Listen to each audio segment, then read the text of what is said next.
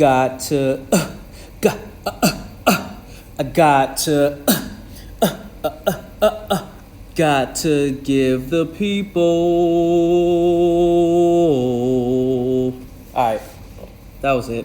Remix, bass, done. Let's get it. Ooh, this one's a big one.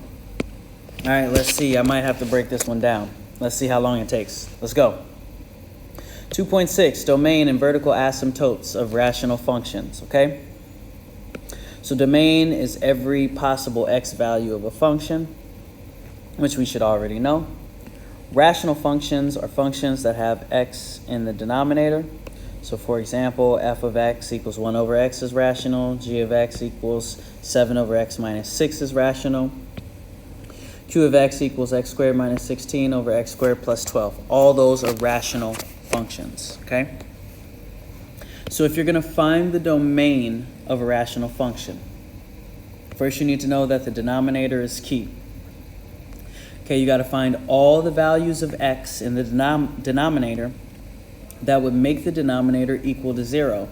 In other words, you need to find all the zeros, which we've been doing. So set the denominator equal to 0 and solve. The answers that you find when you do this are x values that are not in the domain. They are excluded. So let's check a couple of these out. So the instructions say find the domain. So example 1 says f of x equals 2 over x minus 6. So I know this is a rational function. I see my denominator has x minus 6, so I'm going to set that equal to 0. And I'm going to solve it. Plus 6, x equals 6. So this is the value that actually x cannot equal. 6 is excluded. So this means that my domain, my possible values of x, is all real numbers except for 6.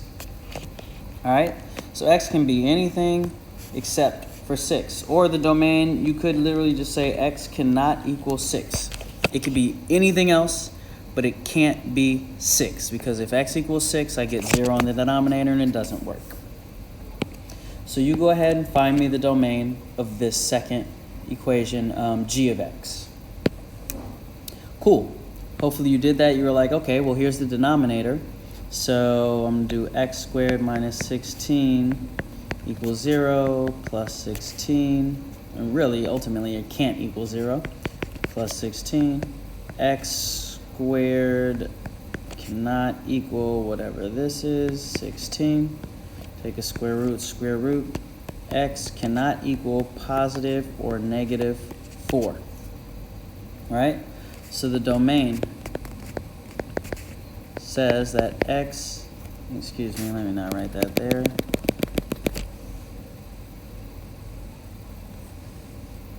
What did I get here?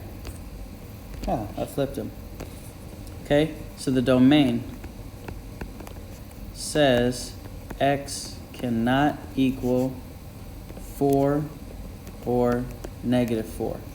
It could be anything else, but it cannot be 4 or negative 4. All right, boom. Let's get to this next part.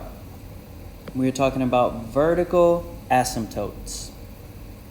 So first of all, what is an asymptote? An asymptote is an invisible line that a graph can never touch. It represents a value that is impossible to get in a function. It's like an excluded value, okay? So, keeping that in mind, a vertical asymptote is this an imaginary invisible line that happens at each of the excluded values that you find from finding the zeros in the denominator. So when we were looking for the domain, right? So on this last one, we had f of x equals 2 over x minus 6. We just did this. We just found out that in our domain, x cannot equal 6, right? We did that before, so I'm not going to do it all over. So what that means is I have an asymptote. Let me put this here. I have an asymptote at 6. So at 1, 2, 3, 4, 5, 6, right here, this is an invisible line. Right? And this is my asymptote. It means my graph can never touch that line. Okay? And graph can't touch. We're just building this piece by piece. I think the second half we're going to end up doing in class. So let's look at this one. We already found my excluded values. We found out that x cannot equal 4 or negative 4. So this has two asymptotes.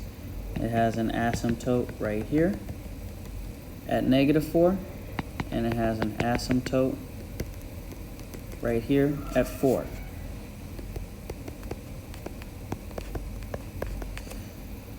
So x cannot asymptote.